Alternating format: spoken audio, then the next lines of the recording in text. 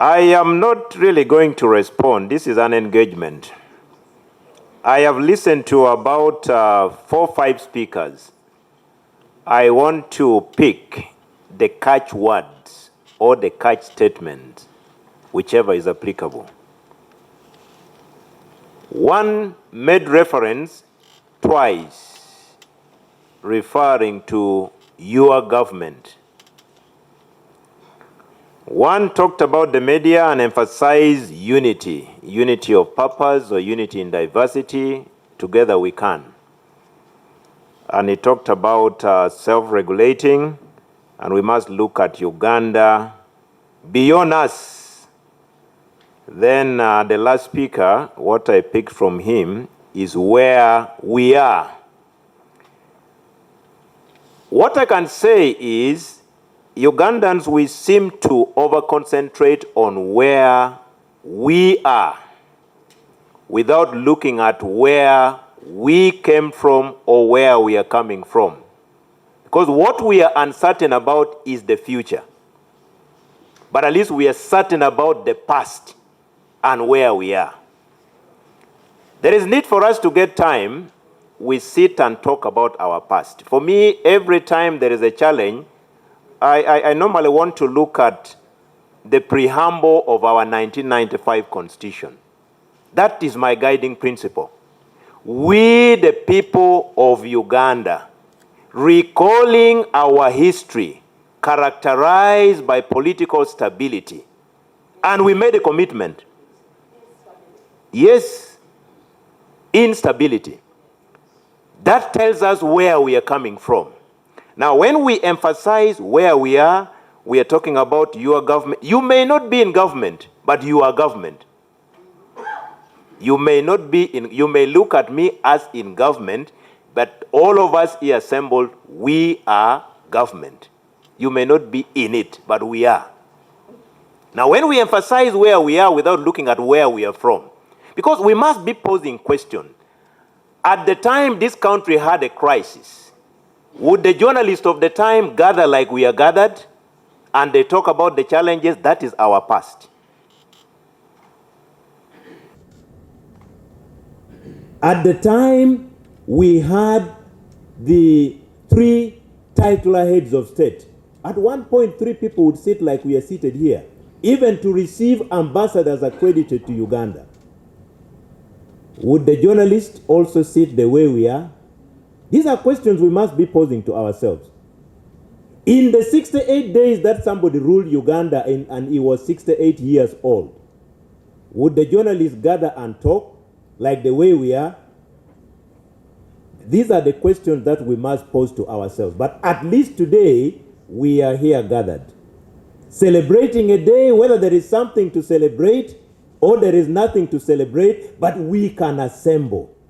But probably in the past, you could not have the latitude of even assembling, even coming together from your respective places to assemble. I think the elders need to tell us whether this existed. You know, some of you, I think I'm older than you. You can see me, God has given me gray hair. And in the Bible, our risen Lord told us that gray hair is wisdom. So the elders are here. For me now, I'm treated as an elder. When I look at the faces here, I may be older than 70% of people who are present in this assembly. So it is important for us to look at where we are coming from, such that even if, at least today, we can gather like we have gathered. One would use the word unleashing verbal artillery, and you have heard. In broad daylight, we are here talking. Can we ask the elders that at the time of the crisis, would this happen? At the time of the Pigeonhole Constitution, would this happen?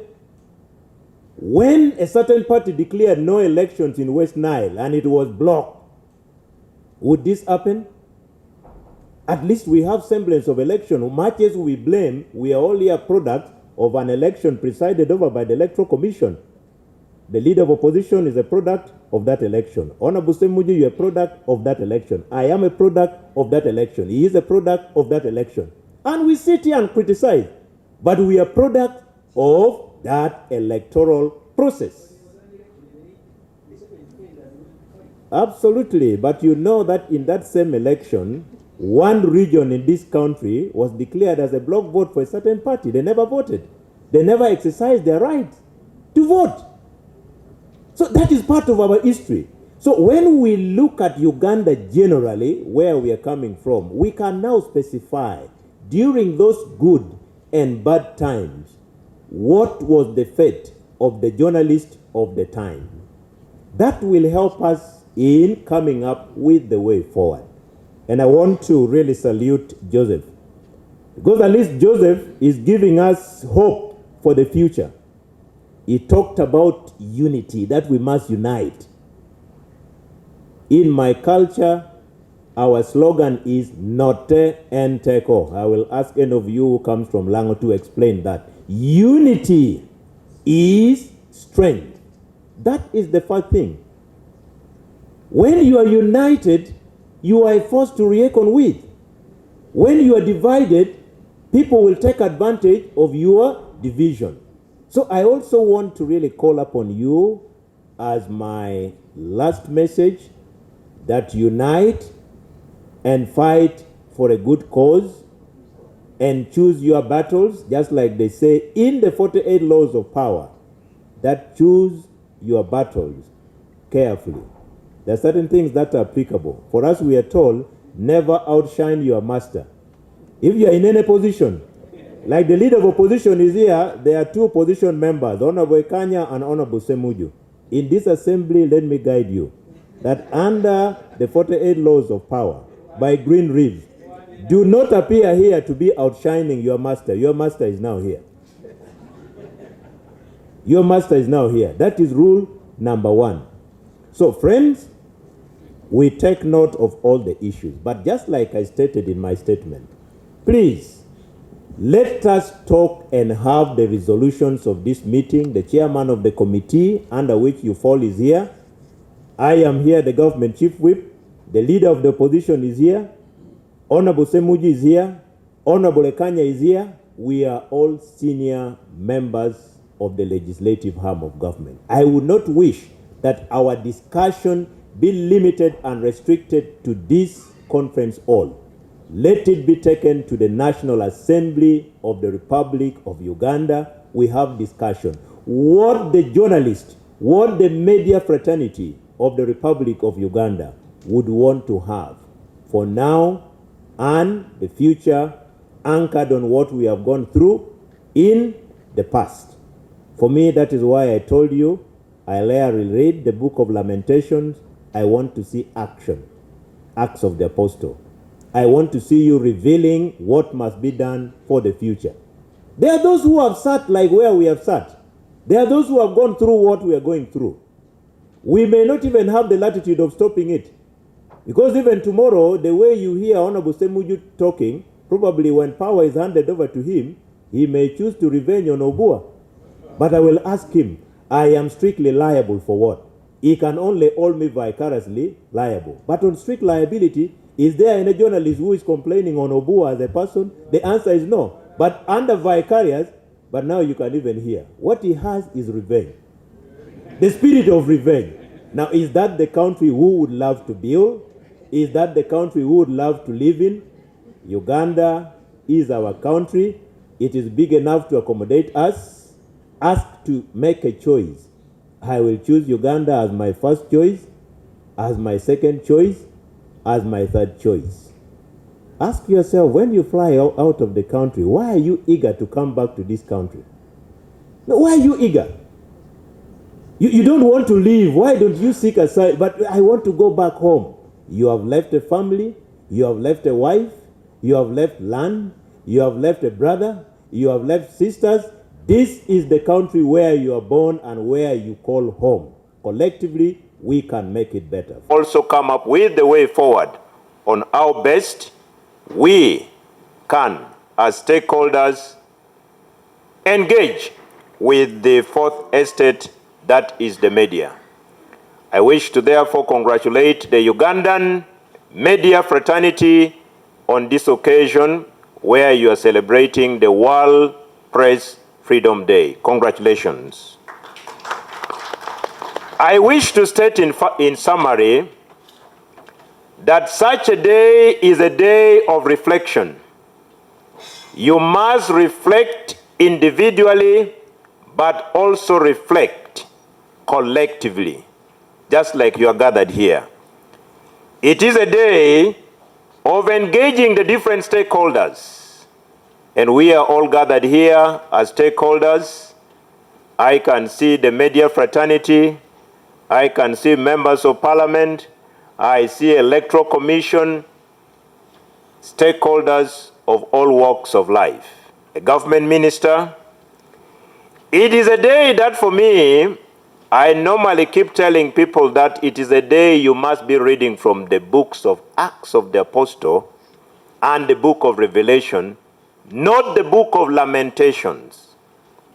That is one book as a Christian I do not read, the book of Lamentations. In all opportunities and challenges, I would always want to translate them into achievements, into a legacy. And therefore, I normally read either from the Acts of the Apostle, that will indicate action, or from the book of Revelation, what are you revealing in terms of the way forward, of the challenges we face, of the opportunities we have, of the way forward. And it is a day we also celebrate the milestones we have made and the journey. One of our former presidents is quoted to have said, there is freedom of speech, but I cannot guarantee freedom after speech.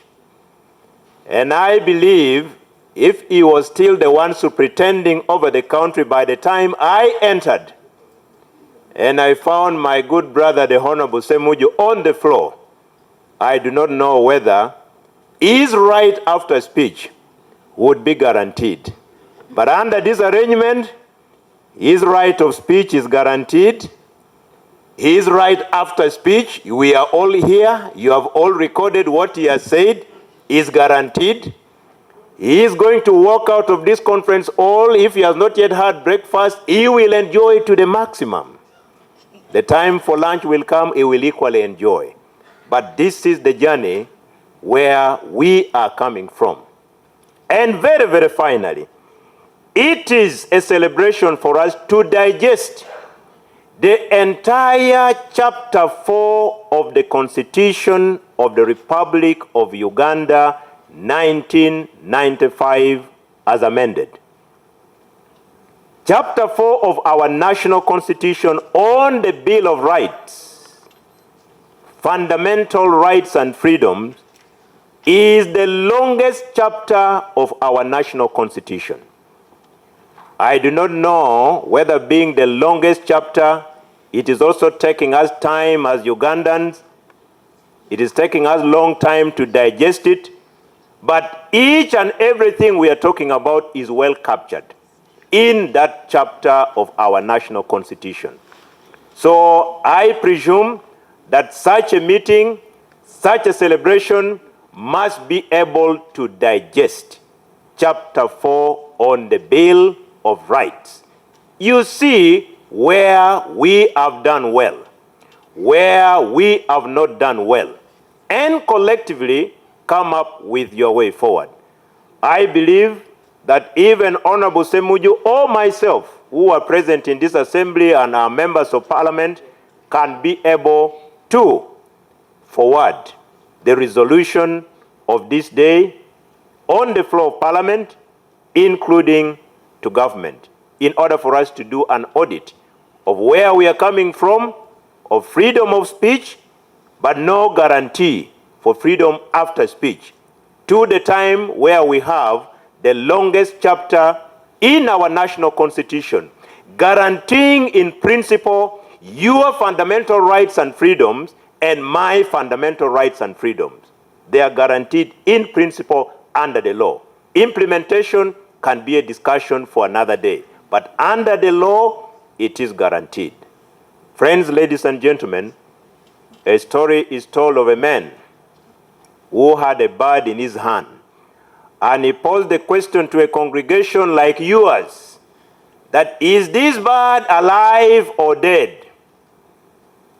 If I pose this question, the answer will really vary, or the answers will vary. Others will say the bird is dead. Others will say the bird is alive. But one member of the congregation stated that, man, look here.